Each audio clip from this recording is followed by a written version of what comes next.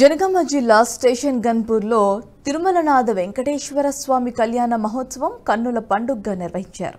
వేద పండితుల మంత్రోచ్చరణల మేళతాళాల మధ్య వేడుక ఆద్యాంతం వైభవంగా జరిగింది. పట్టు వస్త్రాలు అలంకరించుకున్న దేవతామూర్తుల కళ్యాణ తంతును కన్నులారా వీక్షించేందుకు జిల్లాలోని పలు ప్రాంతాల నుంచి భక్తులు భారీగా తరలివచ్చారు.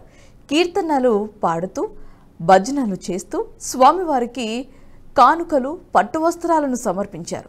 స్టేషన్ గన్పూర్ ఎంఆర్ఓ వెంకటేశ్వర్లు ఈ సందర్భంగా మాట్లాడుతూ కోరిన కోరికలను నెరవేర్చే స్వామిగా తిరుమలనాథ వెంకటేశ్వరుడు బాసిల్లుతున్నారని అన్నారు.